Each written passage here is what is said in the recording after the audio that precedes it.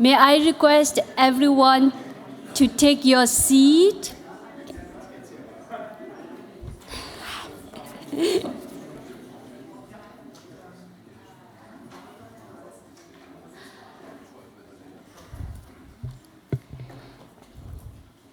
Let's begin the first panel of the 4th Geneva Forum.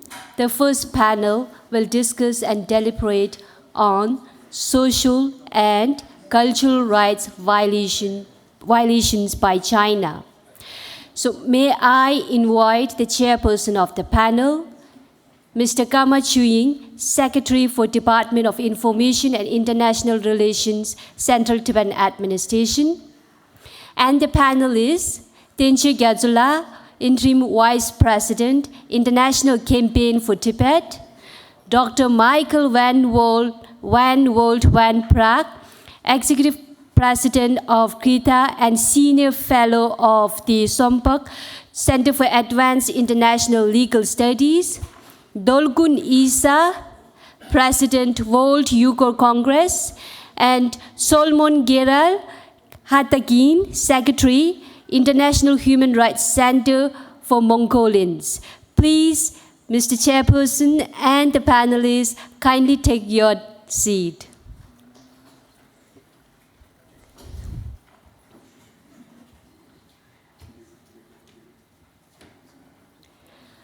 I shall hand over the dice to the Chairperson, Secretary Kama Chuying now.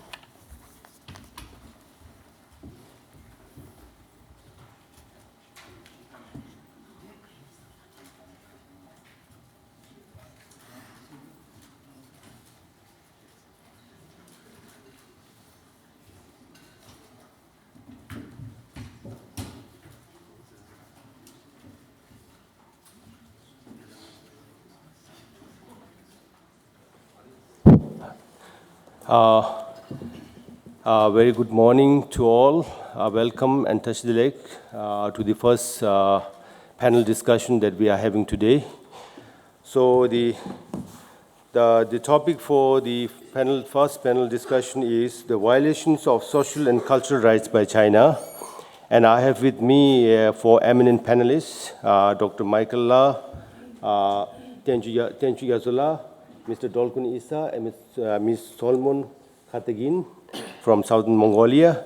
So I welcome all the panelists and other eminent invitees, special guests, chief guests, and others in the attendance. So let me begin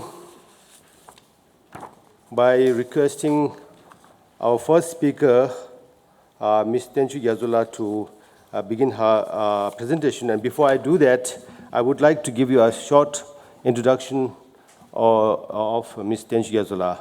Ms. Tenche Gyadzula is the interim Vice President and Director of Outreach at the International Campaign for Tibet. Born as a Tibetan refugee in the small hill town of Dharamsala, India, the seat of His Holiness the Dalai Lama and the exiled Tibetan administration, she was educated at the Tibetan Children's Village School, Dharamsala, and St. Bede's College in Shimla, India. She served as an elected member of the Tibetan Parliament in exile for 2 terms, 1991 to 1997, during which time she traveled widely to the Tibetan settlements in India to strengthen understanding of democratic system of exiled Tibetan government and to speak on Tibet to various governmental and NGO groups in Europe and the United States. After moving to the United States in 1998, she continued her activism as a private individual and also served as a community leader and event organizer in raising awareness about Tibet. She joined the staff of the International Campaign for Tibet, based in Washington, D.C., as Special Assistant for Advocacy in 2008. At ICT, she expressed her activism to spotlight Tibet through working to organize annual Tibet lobby action days at the U.S. Congress, Tibetan American Youth Leadership Training Programs, and ICT member outreach through numerous talks, events, and engagement programs. With this, I would request Tenche to begin your presentation, please.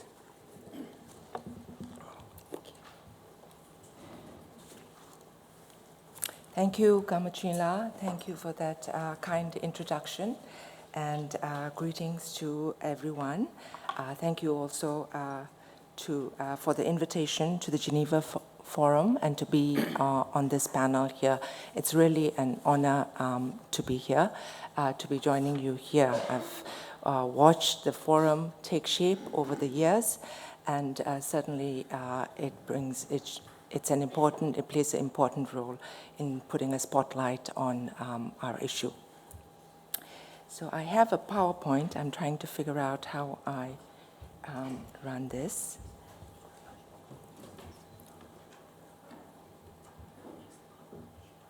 Thank you.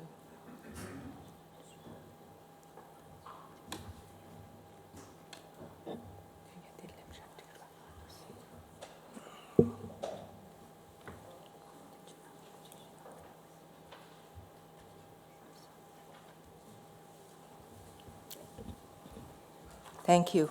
Technically challenged a little bit, but okay.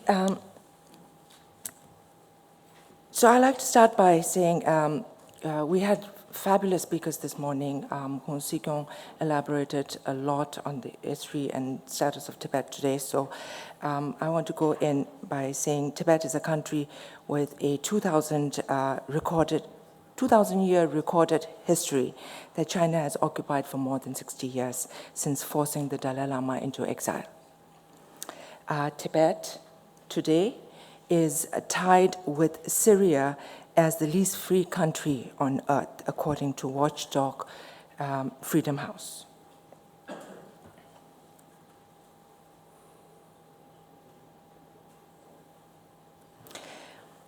And the basic premise and guiding principle of Chinese rule in Tibet has been the narrative that Tibetans are backward, Tibetan culture is inferior, and Tibetans in particular, those of nomadic backgrounds, are socio-economically backward and leading unproductive lives. The Chinese leadership's goal has been to undermine and repress Tibetan Buddhism, Tibetan culture, identity, and replace it with what China believes is modern socialist culture. All resistance is met with heavy-handed repression and grave consequences. The International Campaign for Tibet, together with the Loyola School of Law, has submitted a detailed report on the implementation of the International Covenant on Economic, Social, and Cultural Rights, with a particular focus on Tibet, on the occasion of the 68th Pre-Sessional Working Group in March 2021. I want to highlight some points from that report, along with some additional information. So the first point I want to make is Tibetans as a second-class citizen. The system in Tibet is such that the Chinese Communist Party has all the power.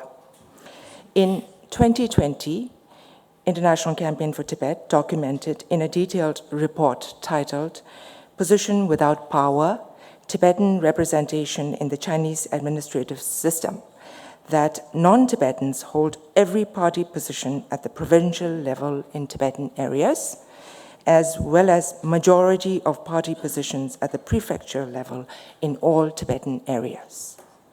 It is clear that throughout Tibet, all the critically and strategically important positions are held by non-Tibetans.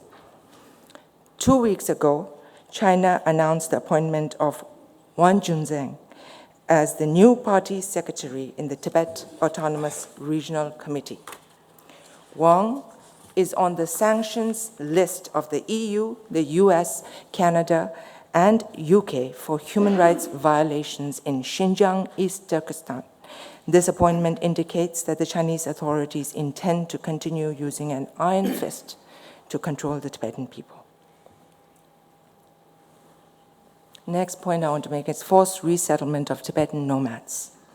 Since the beginning of the so-called Western Development Strategy around 1999, and partly before, the Chinese government has been systematically implementing policies of settlement, land confiscation, and fencing of pastoral areas in Tibet. Human Rights Watch reported between 2006 and 2012, over 2 million Tibetans have been rehoused and hundreds of thousands of nomadic herders have been relocated and settled in new socialist villages. In 2014, this push to urbanize nomadic Tibetans was formalized by the adoption of the National New Type Urbanization Plan. Leading scholars have coined the term urban site. Ironically, it should be noted there is no clear data to support the Chinese claim that resettlement benefits the grassland ecosystem. In fact, the opposite holds true. The threat to Tibet's fragile ecosystem does not come from Tibetan nomads, but is fundamentally exacerbated by Beijing's development policies. Additionally, in 2020, a detailed research by scholar Adrian Zenz, who I believe you'll be hearing from tomorrow, indicated the subjection of Tibetans to coercive labor programs that entail military-style political indoctrination, training, and assignment to workplaces. Against this backdrop, it should be noted that there is no avenue available for Tibetans to seek any kind of legal remedies against orders to relocate, settle, to seek repeal of relevant state measures, to advance claims for proper compensation, or to seek legal redress for lost properties. These are all unheard of. Sinicization of Tibetan culture and language. Tibetans continue to be stigmatized in mainstream Han society due to their appearance and non-standard accents. In fact, Tibetan culture is not taught in the classroom curriculum, which is focused primarily on Han Chinese history and cultural values. Since 2004, an increasingly alarming number of Tibetan adolescents are sent to boarding schools away from their hometowns and villages. The parent goal is to sever students' affective and cultural bonds with their native homelands, while instilling Chinese Communist Party and Han-defined norms and values. Mandarin has replaced Tibetan as a medium of instruction. Since the 1990s, there has been a clear shift from Tibetan medium education to Mandarin as the main medium of instruction.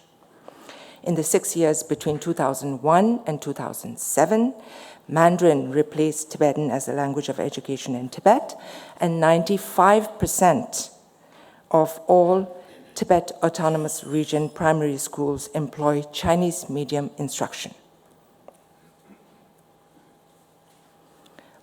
The impact of PRC's policies on the Tibetan language extends beyond the classroom. Current PRC authorities consider the use of Tibetan language to be a separatist activity. Groups that organize Tibetan classes are branded as criminal gangs connected to separate forces of the Dalai Lama, and private Tibetan language classes have also been closed down. In 2015, government notice warning says illegal associations formed in the name of Tibetan language, the environment, and education is one of the 20 illegal activities related to the independence of Tibet. Sinicization of religion. Perhaps yet the strongest example of sinicization is the PRC campaign against Tibetan Buddhism and its practice. President Xi Jinping declared that institutions and the clergy should serve the state's highest interests by keeping leadership and core values of the CCP and state socialism as greater than the religious canon. One of the pervasive measures that have been used by authorities along these lines is the re-education campaigns, where Tibetans are forced to profess their devotion to the CCP and required to denounce and slander the Dalai Lama. Tibetans are also often restricted from religious sites and prohibited from celebrating days of religious significance, Similarly, permission to attend international religious events and to partake in pilgrimages, both inside and outside of Tibet, are severely restricted. Finally, the biggest perceived threat that China has against its control over Tibet is His Holiness the 14th Dalai Lama and Tibetan Buddhist leaders in general. In 2007, the Chinese government put in place rules and regulations to determine how Tibetan reincarnated lamas are selected and appointed. It should be clear that any Chinese intervention in the sacred tradition of selection of Tibetan Buddhist leaders, including, most importantly, a future 15th Dalai Lama, will be rejected by Tibetan people both inside and outside Tibet. We have seen this already with the imposition of a state-installed Panchen Lama who does not command the respect of the Tibetan people. And I think you will hear in more detail on this topic from Zikib Rinpoche and others later today. With these, the International Campaign for Tibet offers the following recommendations. We call on the Chinese government to fully respect international human rights standards, in particular the Covenant on Economic, Social, and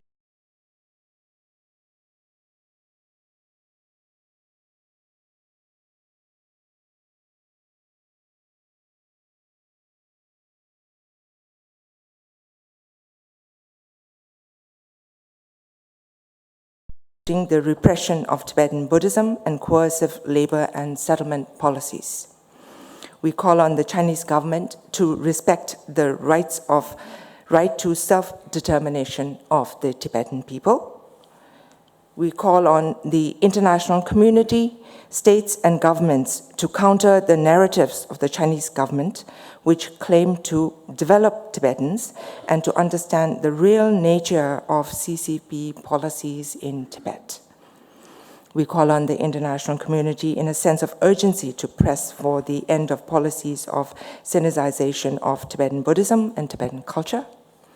We call on the United Nations Human Rights Council to implement the unprecedented call of more than 50 independent UN human rights experts from June of 2020 that called for the establishment of an independent monitoring mechanism on the People's Republic of China. Thank you.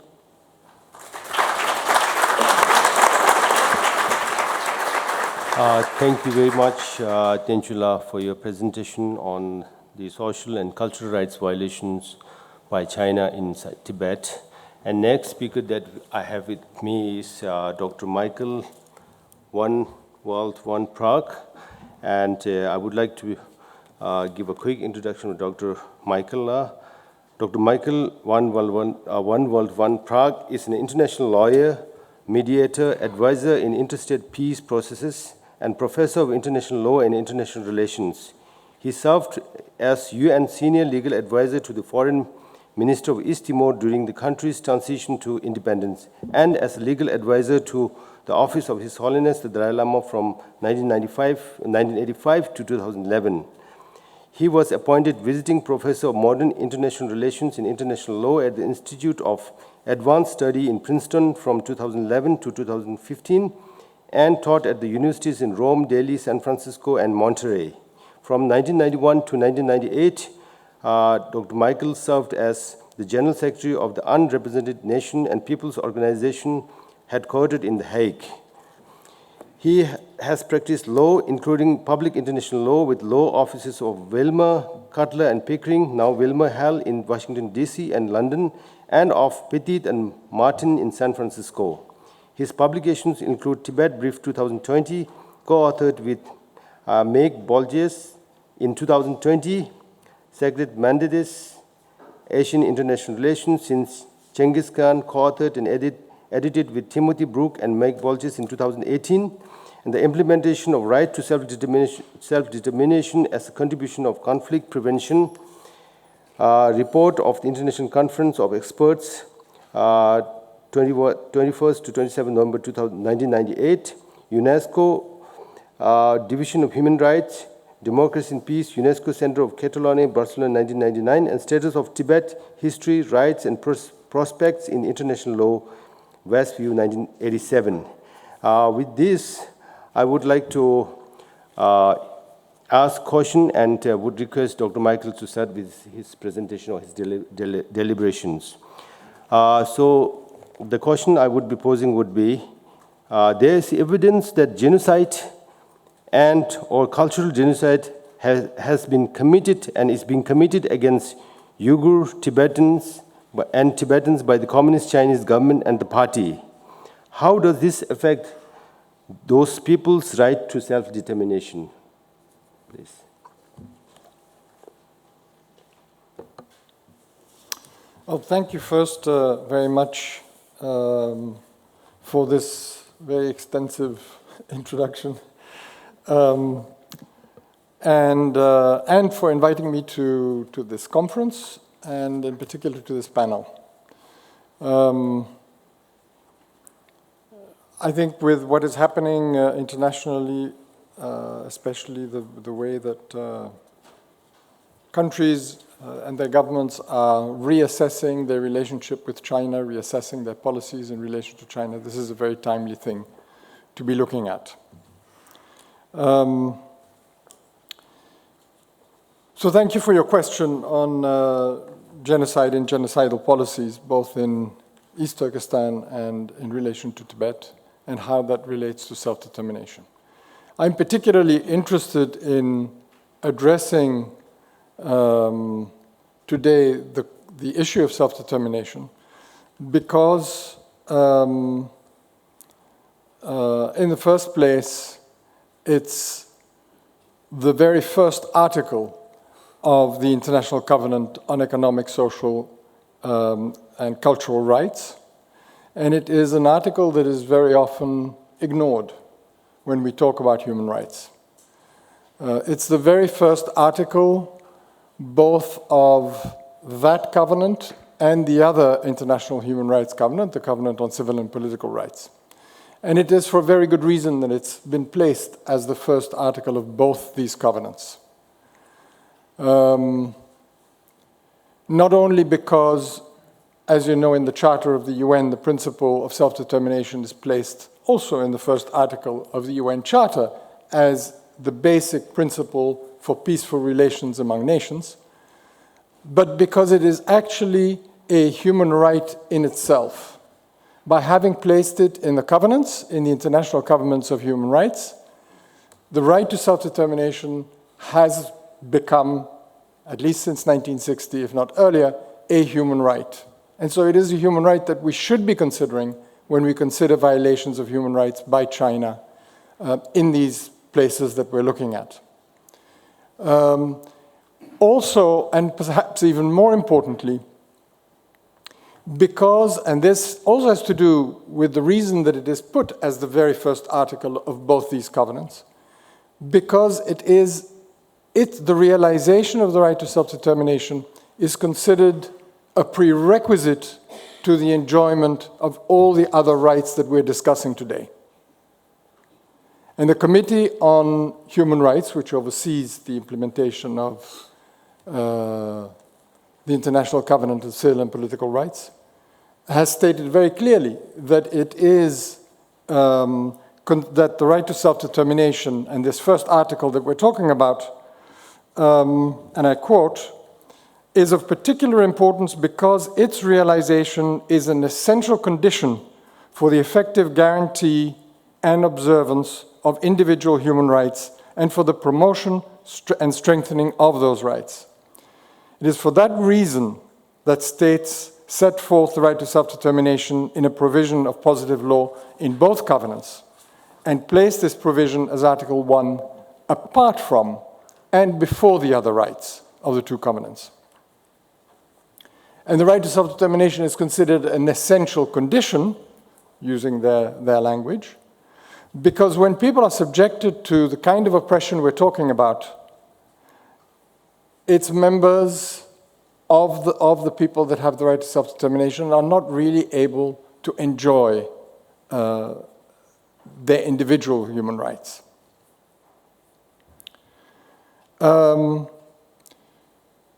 the right to self-determination applies first and foremost, as you know, to colonies and trust territories, and to people, or peoples rather, under alien subjugation, domination, and exploitation. And those words are important. It applies, therefore, for example, to states that have been invaded and provides them with the right to re-establish their independence. And the human rights dimension of self-determination has broadened this concept of the application of self-determinations and the meaning of peoples under alien subjugation, domination, and exploitation to cover any form of alien administration that is oppressive. Now, the Chinese people struggled for and exercised self-determination in 1911 when they overthrew the alien Manchu Qing rule and created their own Chinese state, the first one in some 300 years. They did so again when they freed themselves from colonial and imperialist intrusion. But the people of East Turkestan, including Uyghurs, who have been under alien domination for much of their modern history, except for brief periods of de facto independence, have been denied the right to exercise their self-determination. And Tibetan people, who ruled themselves in their own independent state, but were invaded and occupied by the People's Republic of China, as we've heard today again, almost immediately after the creation of the PRC, have been under alien subjugation, domination, and exploitation ever since. Now, I limit my remarks today to these peoples and regions under PRC rule because I don't, at this time, have sufficient expertise to talk about the right to self-determination as it applies to Hong Kong, as it applies to Southern Mongolia, or any other areas. But I don't want this to be interpreted as meaning that I do not believe that these peoples have a right to self-determination. Whether or not the grounds for their right to self-determination are similar or different from those of Tibetans and East Turkestanis. So I think we should talk, and we must talk, and talk about and condemn the violations of economic, social, and cultural rights by the PRC in Tibet and East Turkestan, as we're doing today.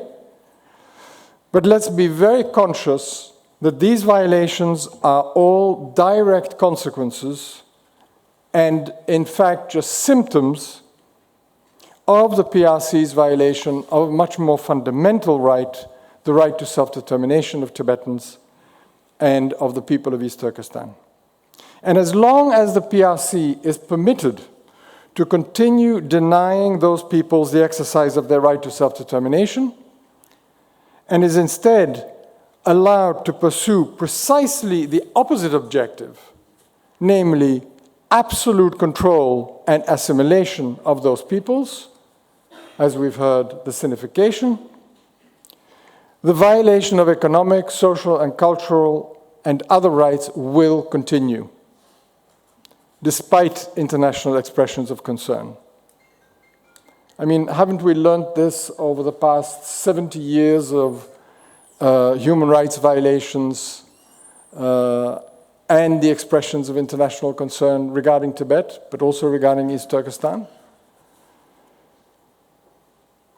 The historical and political situation of Tibet and East Turkestan are clearly distinct, and the histories of both regions are in many ways different. So, as a result, to some extent, the grounds for their respective rights to self-determination may also differ. Under international law, Tibetans are an occupied people, and Tibet is an occupied country. Beijing is obligated under international law to end its occupation. I'll be addressing this as well as the consequences of this and of the status of Tibet tomorrow when we discuss some of the findings of the book, Tibet Brief 2020. And so today I'd like to only focus on the other almost self-evident ground for the Tibetan people's right to self-determination, namely the Tibetans' subjugation, domination, and exploitation by an alien power, China, and the indisputably oppressive nature of the PRC rule, the criteria for the exercise of the right to self-determination. And let's not forget that the Tibetan right to self-determination has been recognized by the United Nations itself, by the General Assembly of the UN. And as Sikyong said this morning, it was recognized. The fact that it has not been implemented does not mean that this recognition has been withdrawn. That resolution exists. That resolution still is awaiting implementation. The people of East Turkestan, comprising Uyghurs and others, similarly possess the right to self-determination on this ground, on the ground of being subjugated, dominated, exploited by an alien power, China. And I furthermore submit that both Tibet and East Turkestan are currently under a rule that is colonial in nature. International law is unequivocal in its rejection of, and I quote, colonialism in all its forms and manifestations, end of quote. And I think we'd be hard-pressed to not consider Chinese rule in Tibet and East Turkestan to be in some form or manifestation of colonial rule. And this too triggers a legal requirement and an obligation to permit the subjugated people, the Tibetans and the East Turkestanis, to exercise their right to self-determination and to do so without delay. The issue is urgent, as international law tolerates no excuse for delaying the process of decolonization and therefore of self-determination. And this is where your question is very important, because the oppressive nature of the Chinese rule in Tibet and in East Turkestan cannot be made more clear than through the evidence of the genocidal policies that have and continue to be practiced there, and the policies of sinicization in both. China itself, of course, as you know, has been a consistent proponent of decolonization, for which China should be commended. In fact, I think only weeks ago, China introduced and managed to have a resolution passed in the UN to end all continuing vestiges of colonialism. But then let China itself not be exempt from the duty to decolonize. Now, the Chinese government's response to what I've just said today will be twofold. In the first place, that Tibet and East Turkestan have always been parts of China, or in some versions, since antiquity. And I will discuss this claim in regard to Tibet tomorrow in the morning session, and so I don't want to dwell on it now. For now, I'll simply say that in both cases, these are false claims based on false and misleading historical narratives. And secondly, the Chinese government will say that the PRC has liberated Tibetans from backward, oppressive, and feudal Tibetan rule and from foreign imperialism, and that it liberated East Turkestan from oppressing Kuomintang rule and Russian intrusion, most probably. The PRC government will tell us that the Chinese Communist Party, as Tenche has already mentioned, have developed, modernized, educated, reformed, and uplifted Tibet and East Turkestan, their economies and their people. Seriously? Coming from a former colonial power myself, the Netherlands, which doesn't make me proud, I can assure you that these are the identical arguments that all colonial powers have again and again used to justify their hold on alien territory and to delay decolonization. This is nothing new. The great civilizing missions. And it's precisely for this reason that the United Nations General Assembly, in its principal resolutions on colonialism and decolonization, which today, by the way, reflect customary international law, expressly reject any pretext to continue colonial domination or to delay decolonization. Also, given that under international law, peoples with the right to self-determination alone, only they own and may dispose of the natural resources of their territory, the PRC is prohibited today from exploiting and profiting from those natural resources. And by the way, so are all other states in the international community, prohibited from benefiting from the extraction and exploitation of the resources of Tibet. Now, the issue is not even whether the colonial power, the occupying power, or the otherwise alien power builds roads, railways, schools, hospitals, stadiums, nor whether it does so for its own benefit or even for the benefit of the populations of those territories. Colonialism and I emphasize this, all other forms and manifestations of subjugation, domination, and exploitation by an alien power are reprehensible, racist, painful, and altogether illegal. And the international community has a duty, not just a moral imperative, has a legal duty and an interest to see that such oppressive regimes come to an end in places like Tibet and East Turkestan, and do so without delay. And this, I think, is the critical and foundational issue. And not prioritizing it, and instead focusing only on other, mostly individual rights of Tibetans, of Uyghurs, and others under alien Chinese communist rule,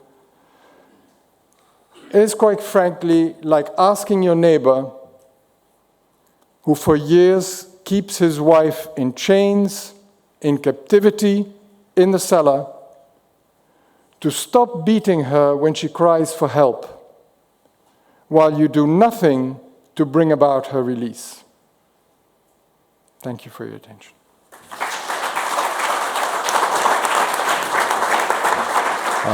Thank you, Dr. Michael, for your very captivating, comprehensive discussion on the right to self-determination under international law, and particularly the people of Tibet and East Turkestan merit, deserve right to self-determination under the international law at all cost.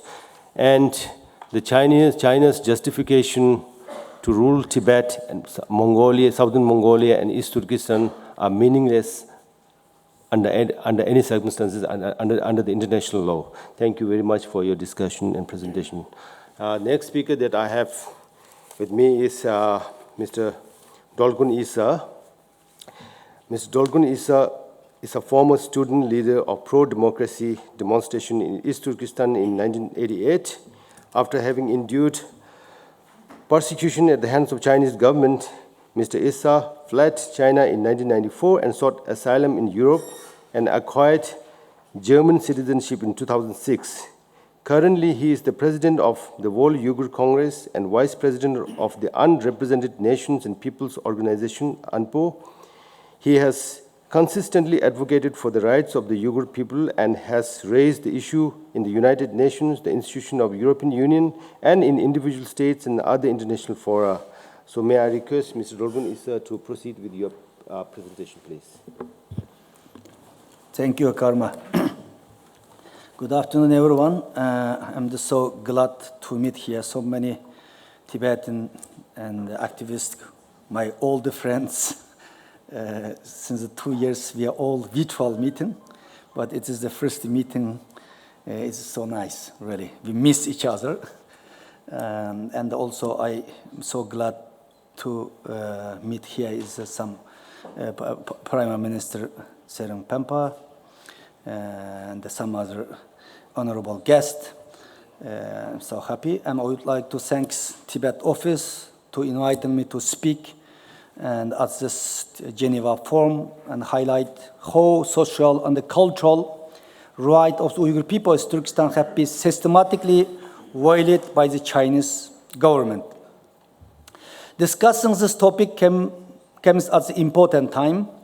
For example, Uyghur forced labor is tainting global supply chain in the sectors such as garment and solar panel industry, making this violation a global topic of concern.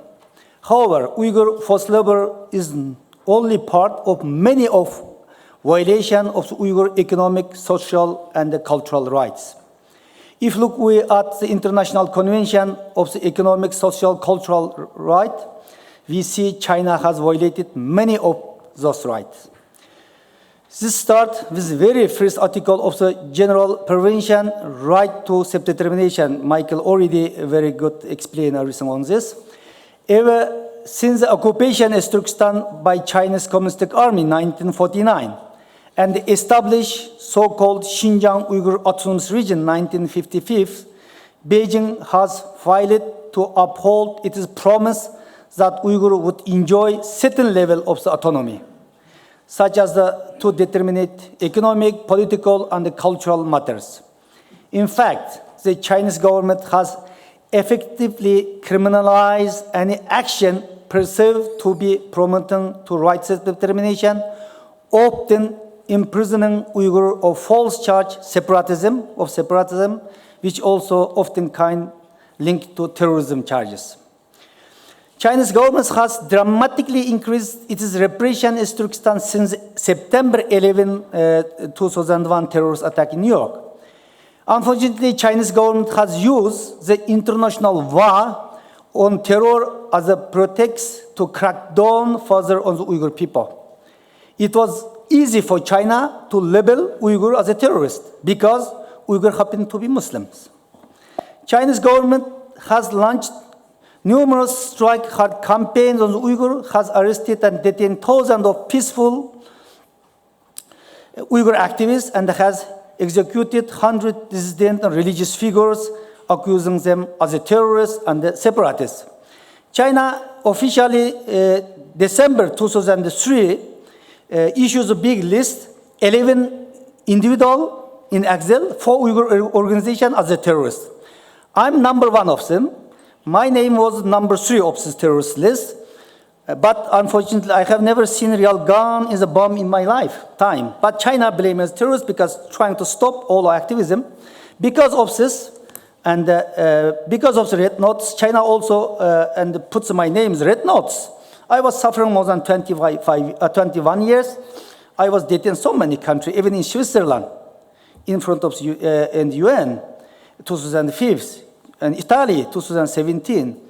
Well, yeah, for China, for years, China have been trying to associate the Uyghur with Taliban to brand them with terrorism.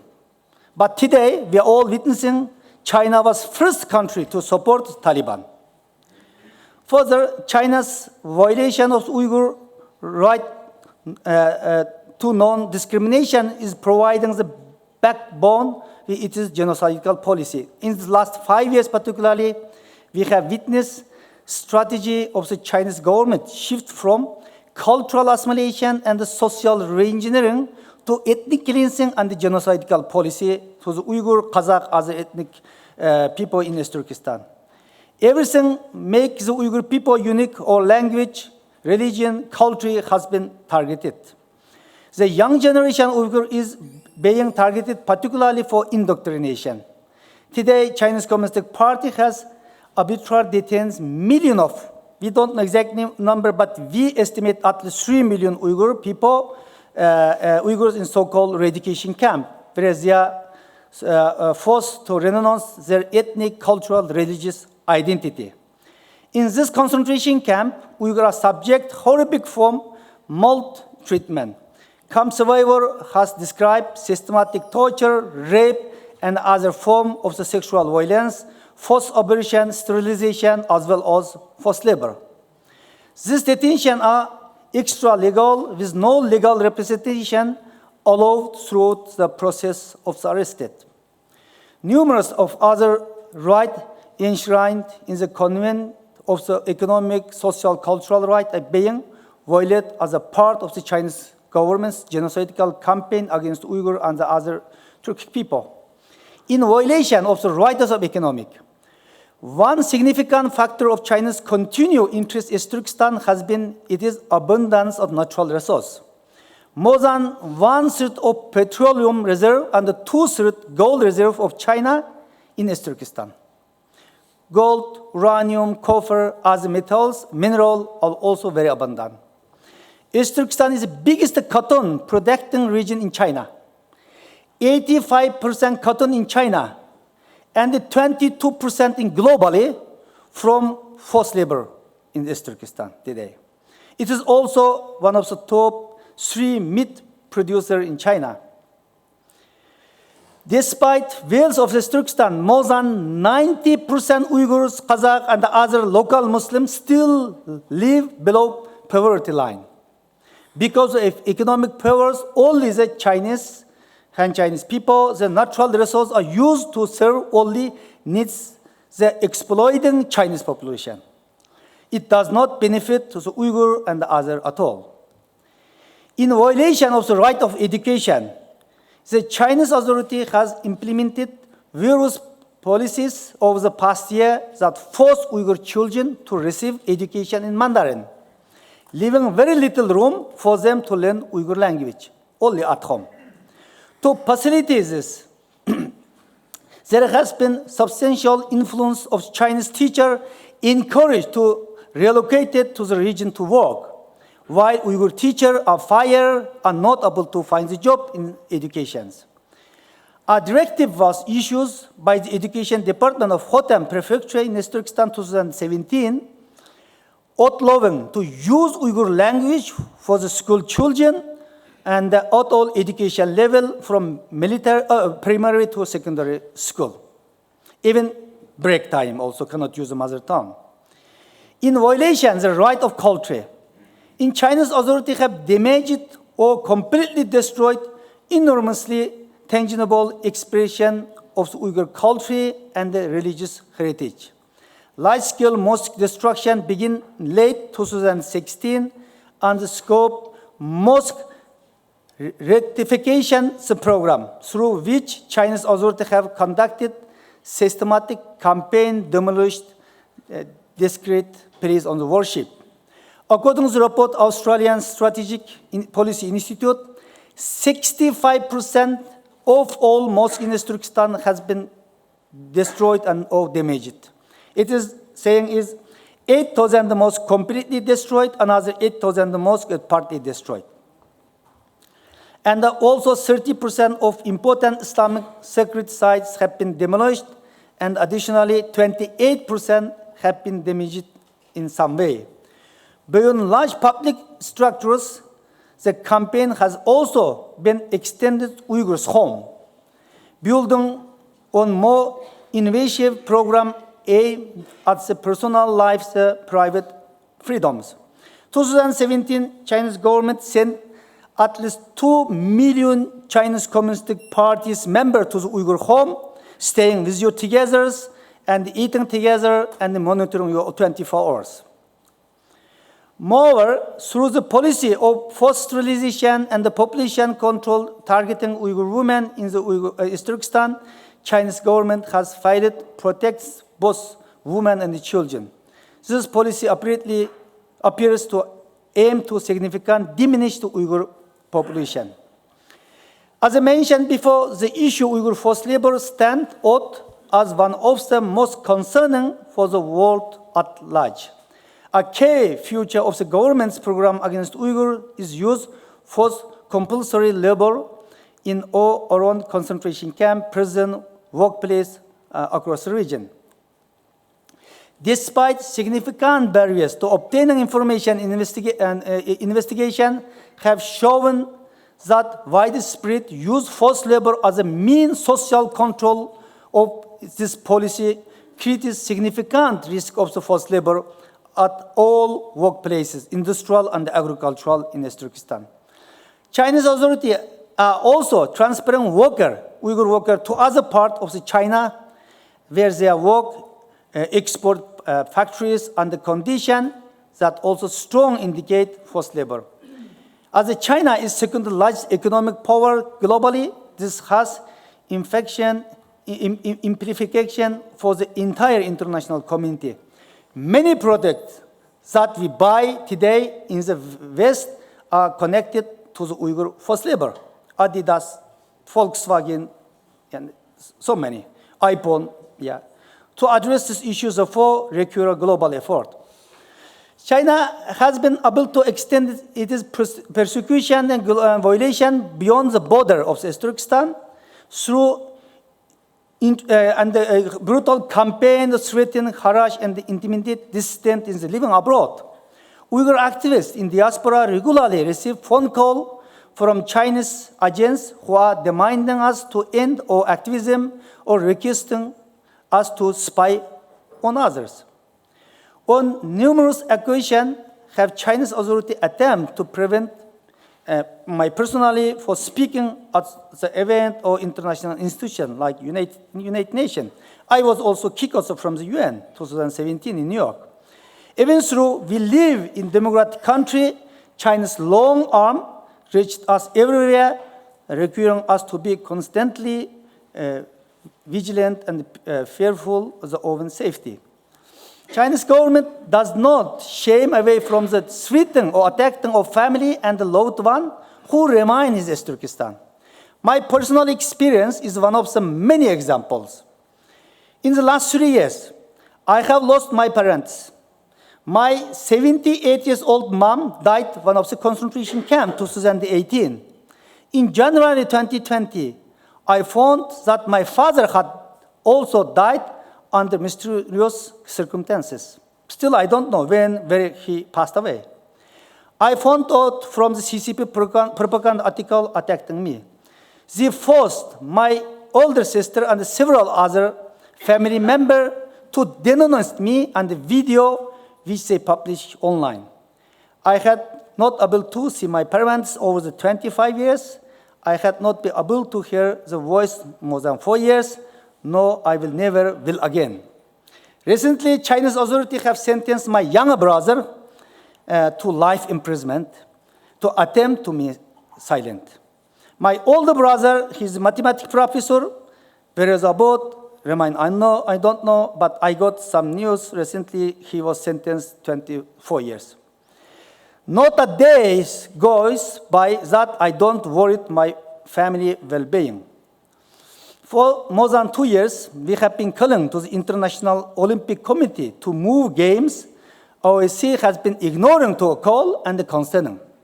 In this context, that less than 100 days today, the Beijing Winter 22 Olympic Games will open. According to the OSCE and the Chinese government, the Olympic Game will be open and inclusive and create harmony world and promote social progress. This could not be further from the truth. For those living under repressive Chinese rule, their reality is everything but inclusive, open, and harmonious, in its they experience brutal crackdown on fundamental freedom. When China receives the hosting right 2008 Summer Olympic Games. It did everything in its power to make sure it was the most successful one in the history of the Olympics. But in reality, it has exploited migrant workers, severely cracked down on the dissident in Tibet and East Turkestan, increased censorship, create propaganda machine around the Olympics, and the pollution, the air to prepare for the games. It used this opportunity to strip up nationalist favor and distract the entire world from its authoritarian regime. This time, we are in the face of the genocide. Along the China host the upcoming Winter Games is undermining core purpose of the Olympic movement. It sent out clear message to China, to the international community that OEC emboldens a repressive regime and the genocide policy. We have to call international community to value human rights over the money and the opportunity. We must defend core values that we are so dear to all democratic freedom and avoid being associated with the genocidal Olympics. Only through concrete action can China be held accountable. The international community can not longer hide it behind empty statements. So far, United Nations Human Rights Council and just a country is make statement is a good step, but we haven't seen any real concrete action. So must act swiftly to end the ongoing genocide. It is false to do so. Uyghur, Tibet, Southern Mongolian, Hong Kongers people, along with its cultural, language, religious, as a risk of being destroyed. More need to be done. United Nations. So far, today is 3 million Uyghur is suffering concentration camp. Million Uyghur children separated from the family, and the China all information and shows very clearly what's going on for the Uyghur is 21st century.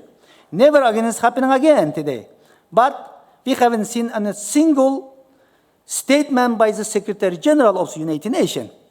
He is all the time is to support China's policy, unfortunately. And even not single resolution passed, almost 5 years is genocide going on from the Human Rights Council. Yeah. UN mission is to create a better world. A world with absolutely no discrimination based on race, religion, gender, sexual orientation. Better world should mean a free, democratic world.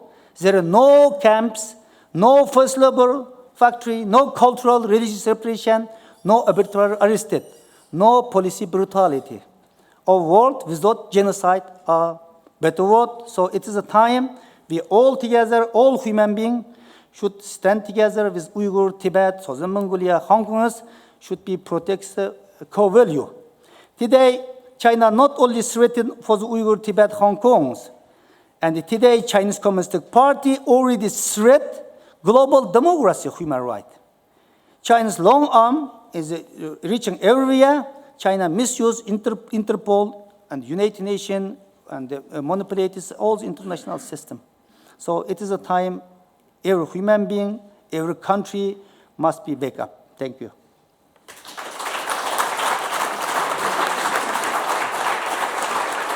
Thank you. Thank you, Mr. Issa, for sharing with us the detailed account of economic, social, and cultural rights violations by China in East Turkestan and how the government, the People's Republic of China, the Communist Party oppress the people of East Turkestan like they do with the Tibetan people, and also sharing with us how they target the activists like yourself and others, not only personally, but your families are also being targeted by the Communist Party of China. So, as you said, we always stand in solidarity with the people of East Turkestan, Hong Kong, people of Southern Mongolia, and thank you very much for your presentation and for your presentation, sir.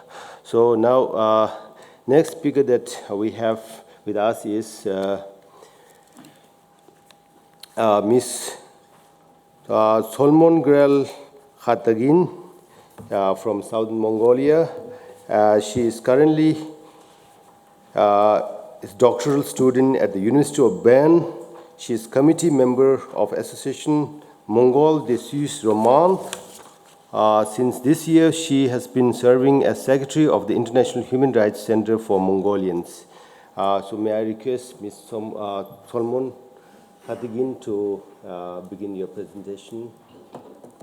Thank you very much, Karma, for your introduction. I would like to correct one thing. I come from Mongolia, independent nation, a northern neighbor of China.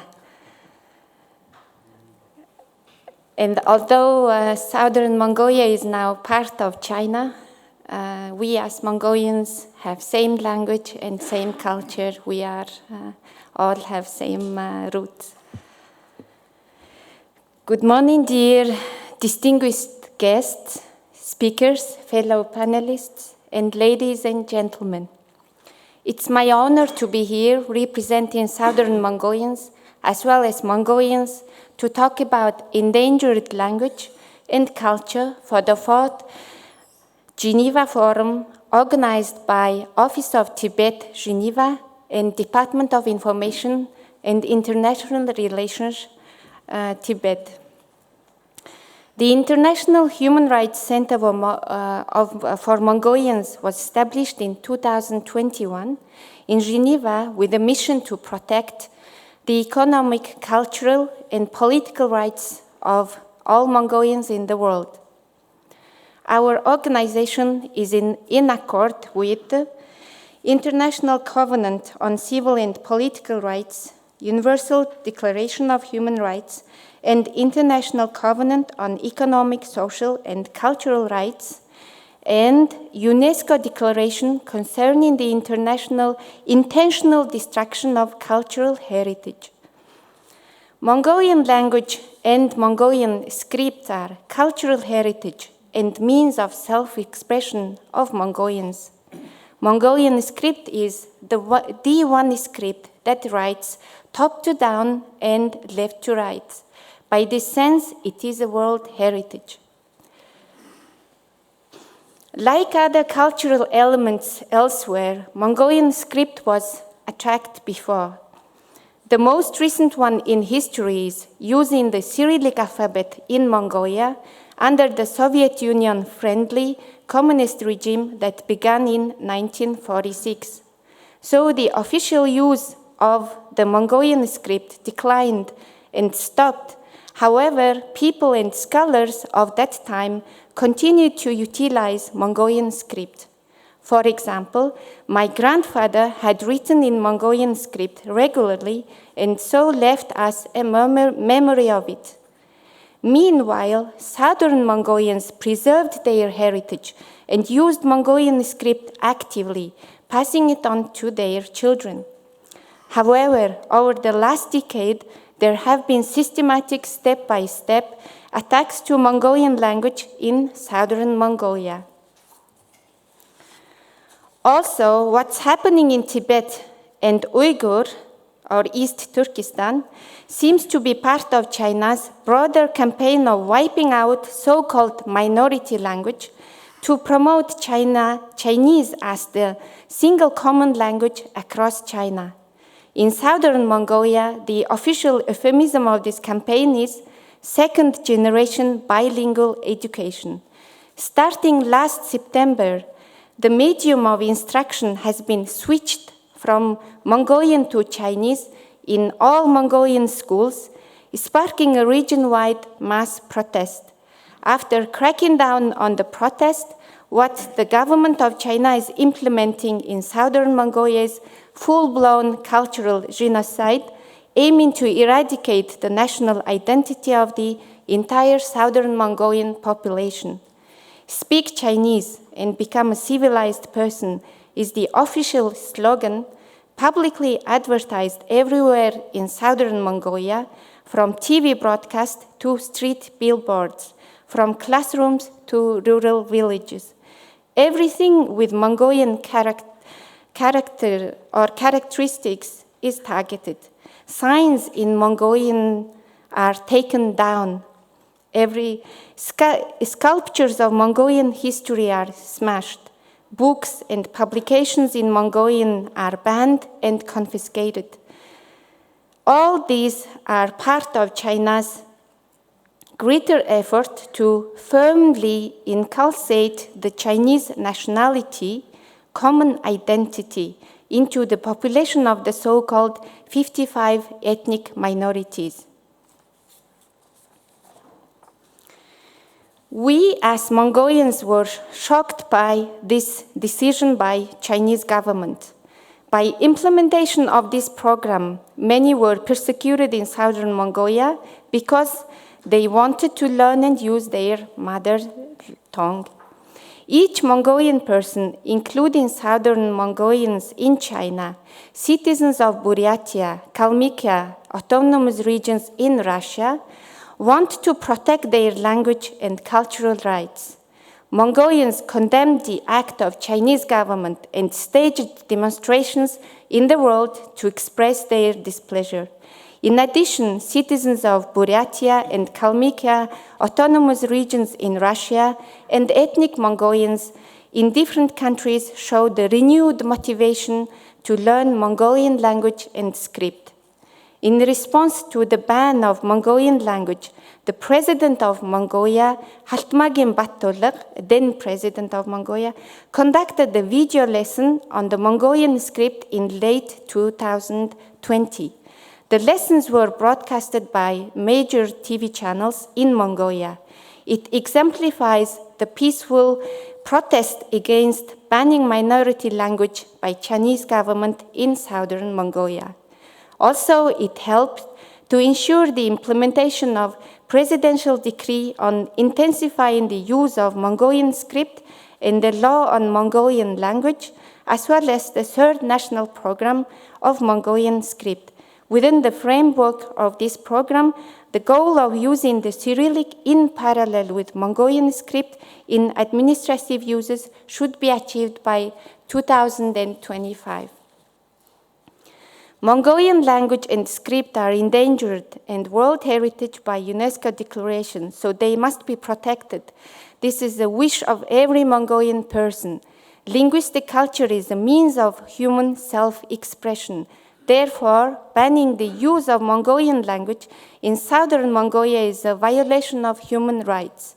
Regardless of race or culture, what people create is a universal right on heritage.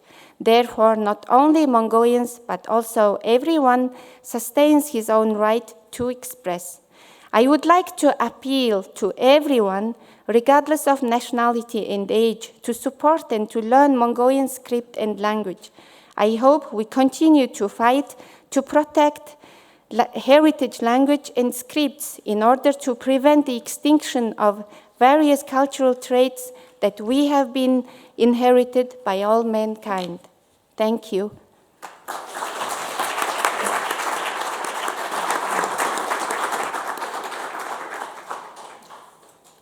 Thank you very much, Ms. Kartagin, for your presentation about how the Mongolian language and script is being persecuted or being wiped out by systematically by the Chinese government, particularly in southern Mongolia, and how the Mongolians all over the world are trying to preserve the script, the language, which is the foundation of your culture. So thank you very much for your presentation. So now we have about 12-13 minutes left. I think I would invite questions from the floor. When you ask question, you can direct question to the panelists, whoever you want to ask, and please identify yourself and put this question straight and to the point without having to discuss in detail, you know. So we just have 12-13 minutes left. Kindly raise your hand and identify yourself, please.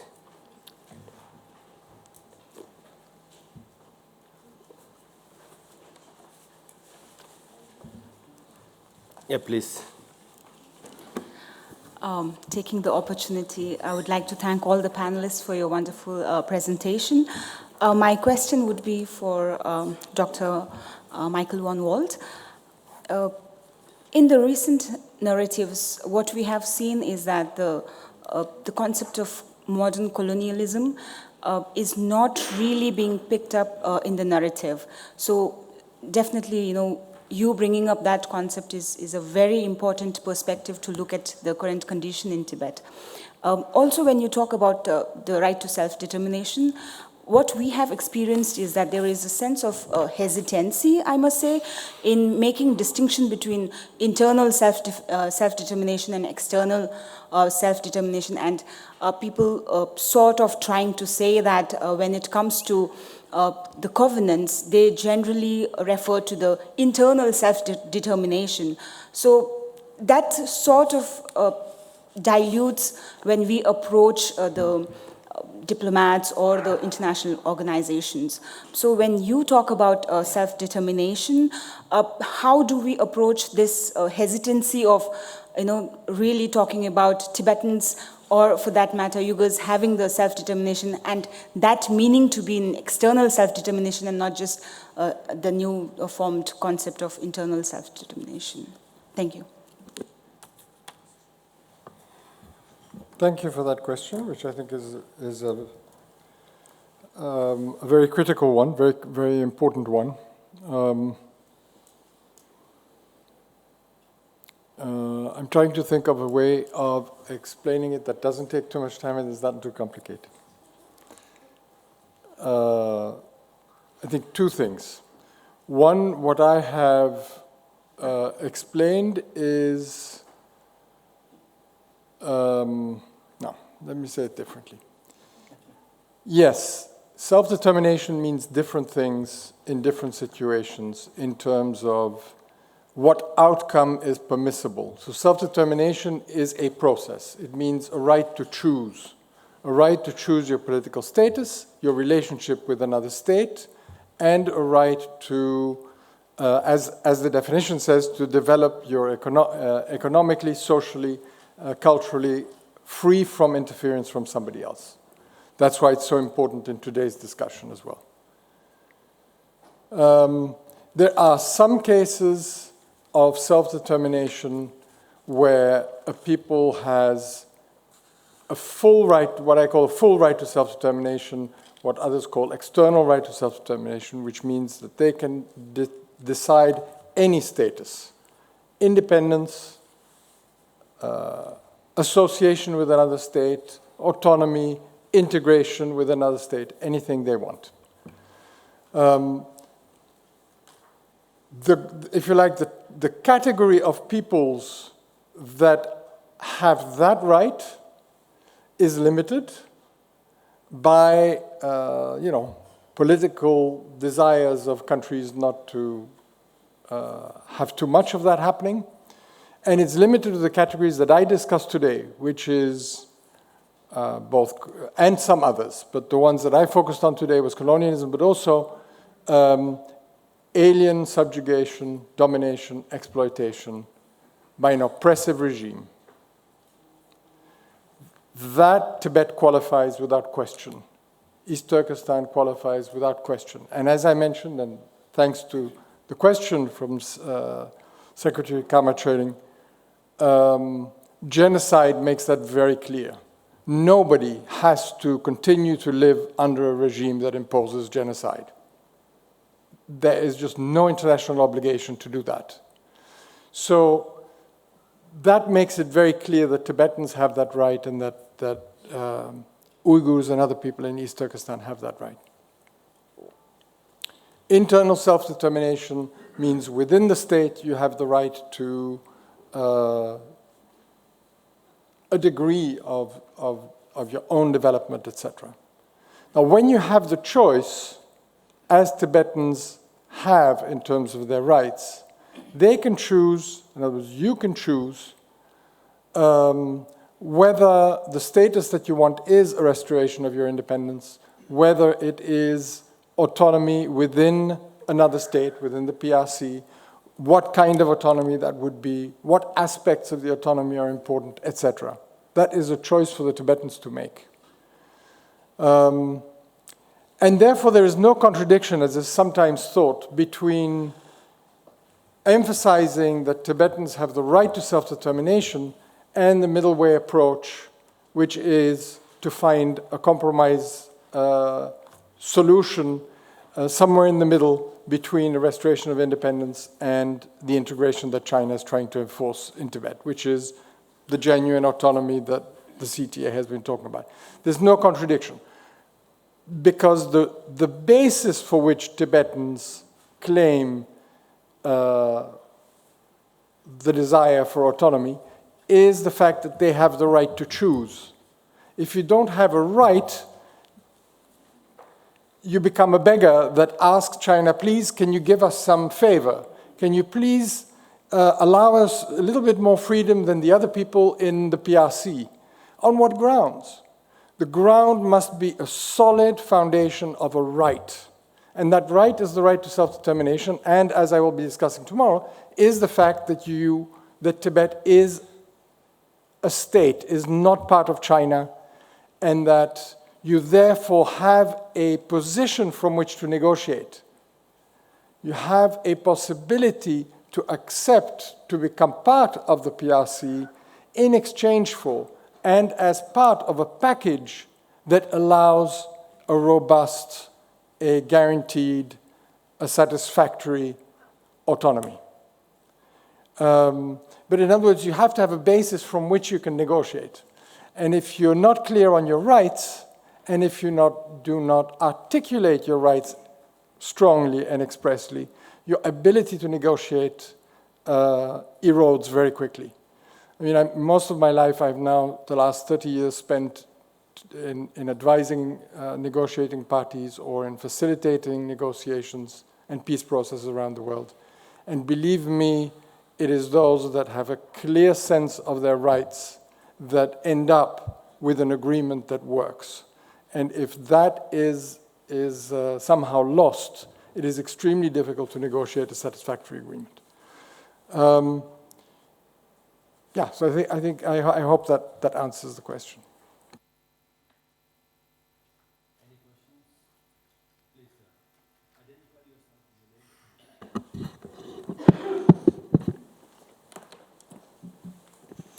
My question is also for Professor Michael van Wald from Prague.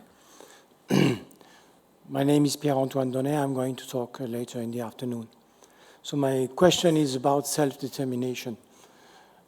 Do you think, Michael, that Corsica is also entitled for self-determination, as well as Palestinian people, as well as Scottish people, as well as Catalonia people? I didn't think that the conference was about these particular situations. And so I, for the same reason that I did not comment on Hong Kong and on Southern Mongolia, without prejudice to whether they do and what kind of self-determination rights they have, etc., I'd rather not comment on those. In principle, I'm a strong proponent of the right to self-determination of all peoples. But I do recognize that in different situations, the outcome of the exercise of that right can be different.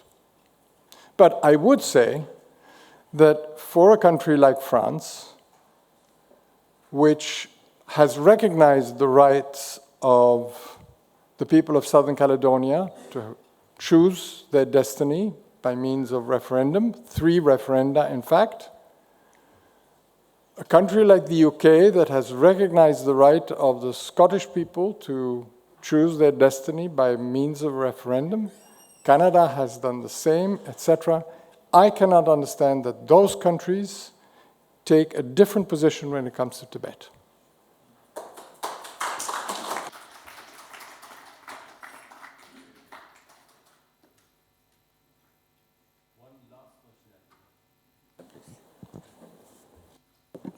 Hello, I'm Tenzin Tesel from the Tibet Policy Institute, Dharamsala. My question is directed to Dolkun Yesa. Over the years, we have seen the circulation of strongman leaders in Uyghur, in the so-called Uyghur Autonomous Region and the Tibet Autonomous Region. You can look back at Tang Jingli for an instance. But how concerned should we be with the appointment of somebody who has been, you must have observed and watched very closely from your own personal experience, how concerned should Tibetans and Tibet watchers should be with the appointment of the new Tibetan Party Secretary, Wang Jungdeng?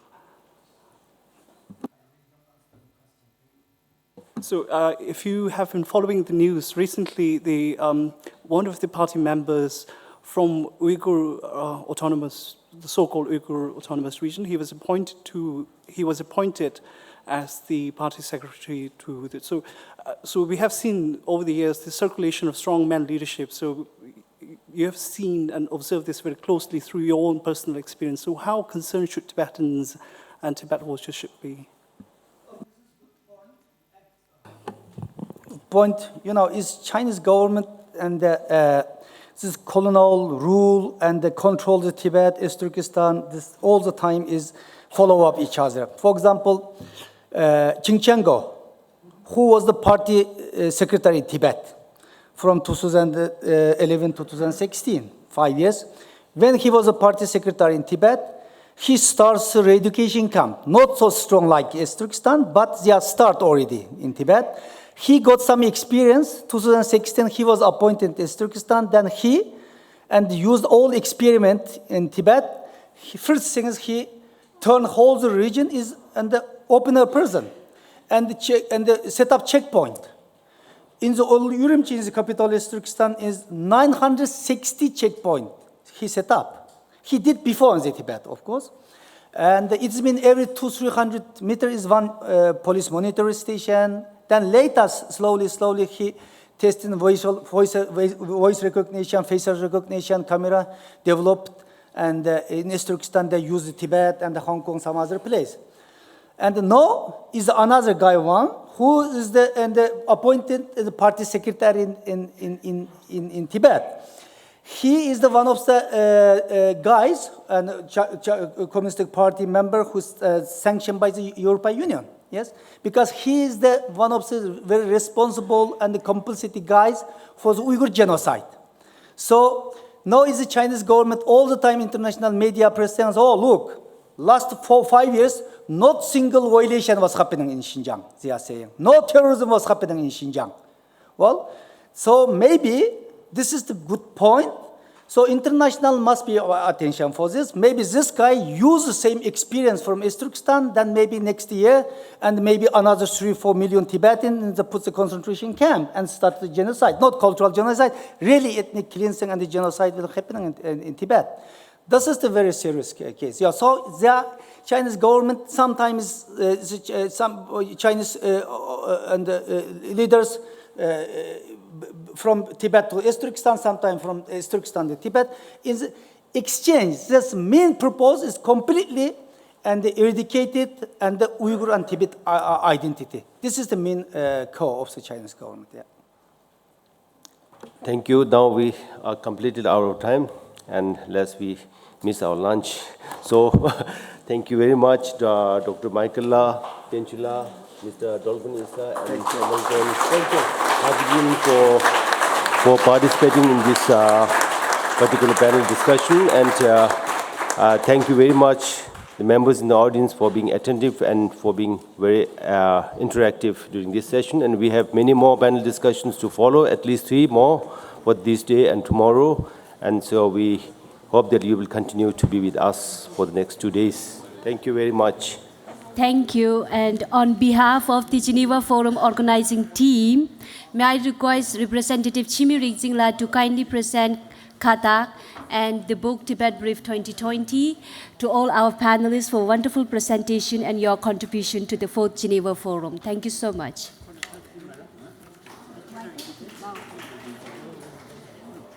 Michael?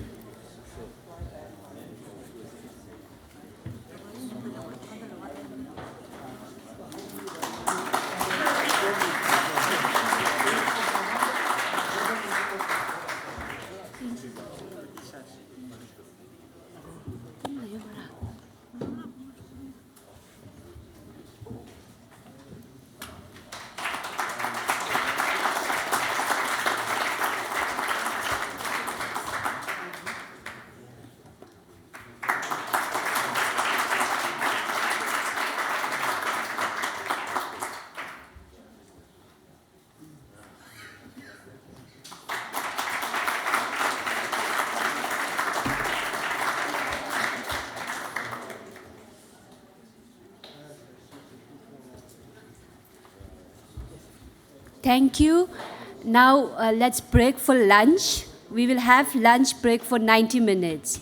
Kindly get back to the conference hall for the second panel at 2:30, 14:30. Thank you.